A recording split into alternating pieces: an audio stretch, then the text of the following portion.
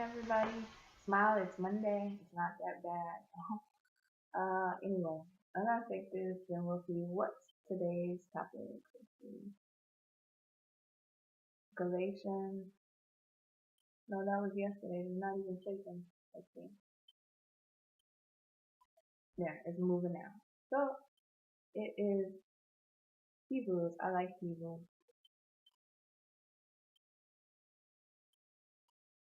9:26. Hebrews is a book of lots of wisdom. If you ever want to check it out, go ahead and feel free to read it yourself, and you'll see what I'm talking about. Um, 9:26. I'm going to read the whole thing, then specifically talk about the whole thing, then the verse. So this section is called Pointing to the Realities of Heaven. That sounds good. But when the Messiah arrived, high priest of the superior things of this new covenant, he bypassed the old tent and its trappings in this created world and went straight into heaven's tent, the true holy place, once and for all. He also bypassed the sacrifices consisting of goat and calf blood, instead using his own blood as the price to set us free once and for all. If that animal blood and the other rituals of purification were effective in cleaning up certain matters of our religion and behavior, think how much more the blood of Christ cleans up our whole lives, inside and out. Through the Spirit, Christ offered himself as an unblemished sacrifice, freeing us from all those dead-end efforts to make ourselves respectable, so that we can live all out for God. Like a will that takes effect when someone dies, the new covenant was put into action at Jesus' death. His death marked the transition from the old plan to the new one, canceling the old obligations and accompanying sins, and summoning the heirs to receive the eternal inheritance that was promised them. He brought together God and his people in this new way. Even the first plan required a death to set it in motion. After Moses had read out all the terms of the plan of the law, God's will, he took the blood of sacrificed animals and in a solemn ritual sprinkled the document and the people who were its beneficiaries. And then he attested its validity with the words, "This is the blood of the covenant commanded by God." He did the same thing with the place of worship and its furniture. Moses said to the people, "This is the blood of the covenant God has established with you." Practically everything in a will hinges on a death. That's why blood, the evidence of death, is used so much in our tradition, especially regarding forgiveness of sin. That accounts for the prominence of blood and death in all these secondary practices that point to the realities of heaven. It also accounts for why, when the real thing takes place, these animal sacrifices aren't needed anymore, having served their purpose. For Christ didn't enter the earthly version of the holy place. He entered the place itself and offered himself to God as a sacrifice for our sins. He doesn't do this every year as the high priest did under the old plan with blood that was not their own. If that had been the case, he would have to sacrifice himself repeatedly throughout the course of history. But instead, he sacrificed himself once and for all, summing up all the other sacrifices in this sacrifice of himself, the final solution of sin. Everyone has to die once, then face the consequences. Christ's death was also a one-time event, but it was a sacrifice that took care of sin forever. And so, when he next appears, the outcome for those eager to greet him is precisely salvation. That was wisdom-like. Yes, we learned a lot from that, didn't we? This is just basically summarizing up, summarizing up what the purpose of Christ's death was. If you have ever asked, okay, why did Christ have to die? Here is the scenario. As Hebrews 9 says, the reason for a blood sacrifice is because usually it's a sign. God works on a lot of symbols. And they say that in that verse I just read, it said that when someone dies, that's usually when a will takes effect. Okay, so if you have children or whatever, your dad or mom, and you've written out this will, when I die, then you can leave the house to my daughter, you can leave the car to my son, you can leave the money to my granddaughter, etc., whatever. You and that will can only take effect once you die. While you're alive, nobody gets anything. But when it takes your blood to pour out, or your blood to leave your body or stop flowing through your body, let's say that, in order for you to be confirmed that you're dead, and then after you're dead, all these people can get whatever you have. So in saying that, they're showing you back in the Old Testament. Let's split the Bible up in two parts. Old Testament, where God is focused on getting a people to show them specifically who He is and be present with them as well. Give them the rules and guidelines that He works on, and have them walk in His way. And if they're not walking in His way, then they're sinning. And the only way back then to atone for your sins is to do the same thing as I just mentioned. You must give some kind of blood in order for salvation or your sins to be forgiven back then in the Old Testament. Okay, that's the Old Testament. And the purpose was set up like that so God can be present. And the reason He had to address the sin is because He couldn't be present in that place because He's so holy. He can't just tolerate sin. That's like if you're sitting in front of a police officer and you say, "Hey, police officer, you and I, we're good buddies, but this whole right now, I'm gonna go kill this person." Even though he might be your buddy, a buddy might like let you slide on that, but because this person is a higher authority on this earth as far as law, that person either is going to stop you and say, I'm a police officer, right? If you kill somebody right in front of my face, I got to take you to jail. I got to report this, or that's on me. So in the same way, God's the same sense. He loves us. He wants to be with us. He wants to present Himself to us. But in order to do that, He's so holy and perfect that He cannot just sit there and allow you to sin in front of His face like everything's all good. No, He has to show you the right way. And He knows that you aren't perfect, so He's going to make a way for you to take care of those sins so you can continue to be in His presence, etc. So, the price of blood is very valuable in God's eyes. And back in the Old Testament, the first part of the Bible, that's what the routine was. God led a certain people in hopes to let that certain people affect other people in the world and have Christianity spread throughout the world. Okay? So that's how it was in the Old Testament. Now flip to the New Testament. God is working out His plan still. He started with the rules and now He's coming to relationships. Let's get from a focus on being perfect. Don't do this rule. Don't do that rule. Did you sin today? Go atone for your sins by killing a sheep and spreading the blood over the altar to pay for the sins that you've done. And do this repetitively, and keep doing it, basically. Okay, that was the Old Testament. But God knows that man is just overwhelmed with sin. And, animals are dying constantly because they're like basic Jimbos and they can't get it straight and they can't stop the sin. It's running rampant. So in the New Testament, God focuses and shows you His better side. Not better side, because both sides are great, but His more merciful side, the more kinder side, and the loving side of Him. Even though He was showing that back in the Old Testament too, but the more focus is on forgiveness, etc. And God has His plan worked out, like I mentioned before. It's good to show both sides of you. Some people try to test you, like, in humanity. If you walk around and that's why people, like I said before, don't like to say, "Oh, I'm friendly." Friendly is an insult because people know that friendly is a sign of weakness. I like to be friendly myself because I'm a friendly guy. But those people, they want to say, "Oh, friendly is bad, friendly is this, don't be friendly," etc. But friendly is a good way to be. But everybody knows that if you're friendly, then you get taken advantage of.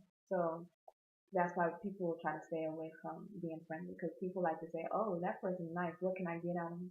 I mean, you got that kind of mood and attitude around you, especially in certain cultures. If someone sees that you're nice, then they want to hurry up and swoop in and see what they can use you for, because obviously nice equals giving, and that person wants to give. So they'll stick with you if you're friendly, but that's what God shows you. He shows you both sides of Him. If He had came out in the Bible and just said everything's all roses, then nobody would really want to, pay attention or listen to His word or care about what He's saying officially. He has no authority. He has to present Himself authoritatively and show why He deserves the respect that He is requesting from us. So that's why you have the kind of roughness, we would call roughness, or even cruel or mean. You don't, I don't call it that, because God is righteous in whatever He wants to do. We're His lives. We were created by Him. He can take us out anytime He wants to. But and we're still gonna be with him, body, soul, whatever. But anyway, in the New Testament, it changes the focus when Jesus Christ walks on the scene. Jesus Christ being God in the flesh plans, God has it planned out so that Jesus can give his life. Just like those lambs were giving their lives back in the Old Testament, they were pouring out their blood on the altar just so somebody's sins can be forgiven. But then the next day they have to kill an animal, and the next day they have to kill an animal just to get, it was no keeping up with taking care of all their sins. Oh, I sin. I mean, how many times do you sin for our word, whether it be a little lie or a bad thought that you have or whatever? So whatever you're doing, they have to keep on every day killing an animal just to make up for that. And that can be a hassle. You're spending 15 hours of your 24-hour day just killing an animal to make up for your sin that you're going to do again and have to kill another animal. So God's on a new plan, all about mercy, all about love, etc. And he's saying that I have sent my son, which is a worthy sacrifice. If animals can clear your sin, of course, my own self inside of a body, giving my life and pouring out my blood for you is well worth, because I'm the highest of the high. I put my own spirit inside this body and I'm going to give my life for you. That's enough blood to clear out the whole world of sin. So that's what God's plan is. And in the New Testament, that's what he did. Jesus Christ, this is all just a description of what Jesus did. And it's just respecting God's plan, saying that if animals could clear your sin back in the Old Testament, so can Jesus' blood. So Jesus died once and for all, and now that's why we can be saved. That's why it's blood, because just like Jesus dying, the plan for forgiveness and salvation doesn't go into effect until Jesus died. If Jesus decided, because like in the Bible, if you read it, Jesus has the choice. God is a God of free will. And you don't know what it's like to be a human until you're actually in a human body, even though God's our creator and he created our feelings, etc. He was able to really experience it firsthand, and he sees what life is like as a human being when he walks with Jesus Christ. So he understood it, and even in himself, can you understand? Can you, what's it, fathom? Can you contemplate the picture of God requiring obedience, etc.? But then when he's come into the flesh, he has a desire to go against his own self. But he didn't, but he did when he said that. When he prayed to himself, Jesus bowed down and said, God, if there's another way, let it be. Because with God being in flesh, he didn't have the desire to do what God said, just like we usually don't. God tells us to do things, and that's usually the test of your obedience. God likes to give out tests of obedience because that's the ultimate show that you are on, you're trying to follow God. It's your choice. Are you going to follow yourself, or are you going to do the hard things and follow God? So Jesus was faced with that choice too. And God gives free will. He gave himself free will as himself in the flesh. And Jesus, you can tell, had the thought in his head that, you know what, I'm going to miss all my friends. I've made lots, I have a heart for these people. Jesus wept, Jesus has a heart for the people he's known, the 12 disciples. I mean, the people who follow him, Mary Magdalene, Mary, his mother, etc., all those people. He has a heart for them. He doesn't want to leave them. So what he thinks in himself, like we always do, if God ever tells you to do something, or you know it's something you should do in the name of God, then you can usually tell it's from God because you don't want to do it. That usually is going to be a call, like, come to God, change your life around, stop doing the things you do, stop doing the sinful things, and turn to God and learn who God is and do the better things. That's usually what everybody gets, called to do.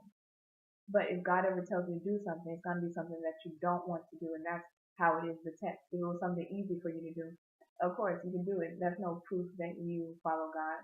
Anybody can do it. If I told you, go buy a candy bar right now, you're gonna say that's the test. I I bought a candy bar yesterday. That's easy.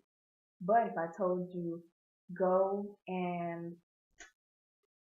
create a candy bar company, start from the bottom. I'm not going to give you any instructions. You build it on your own. And I want you at the end of the day to make it have a yearly profit of $2 million. then you're gonna be like, oh my God, what in the world are you talking about? I can't do this. I'd rather just not. Why? What am I getting out of it? That's the difference in a calling. If it's something very easy and you think it's God, then usually it's probably not. It's gonna be something that you don't want to do. So that's how you know if it's from God. Also, it's gonna be something that's based on His word. It's not gonna be like I mentioned a few days ago. This woman who says that, oh, I felt that God told me to go on this sex show where they go inside of a box, have sex, and then come out and talk to me about it. I mean, what's the benefit God's getting out of that? Nothing. That's why the show got canceled. So, I mean, if it's God's plan, usually it's going to succeed unless He wants it to fail. But anyway, back to this. Jesus was praying. He said, God, if there's any other way that I don't have to give my life, just tell me. I'll do that. I want to do it because I don't want to give my life and leave my friends and leave my loved ones. But nevertheless, let your will be done. Whatever you say, God, I'm here to respect you. I've gone this far and I plan to go as far as you can carry me. So that's how Jesus was feeling pretty much.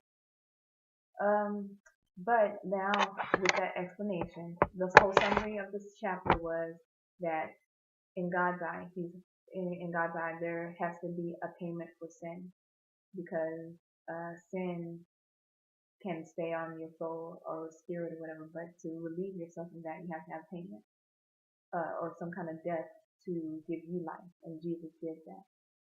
And only Him dying once is enough for the whole world's sin. Let's find the exact chapter. Hebrews 9:26. The exact verse was, but instead he sacrificed himself once and for all, summing up all the other sacrifices in this sacrifice of himself, the final solution of sin. And I don't have to dwell on that one because that's what I just explained. He's saying that all the sins since the beginning of time, since Adam, they're all taken care of. This blood that I'm spilling out, it's the blood of God. It's the Spirit of God is in me, and I'm worthy. I'm a worthy sacrifice to take care of every sin that's ever been committed and every sin that will be committed. So that is the final solution to sin. That's about it. I'm thinking, is there anything going on in the world to discuss? Not much. So with that, just everyone have a great day, and I will talk to you tomorrow. Goodbye.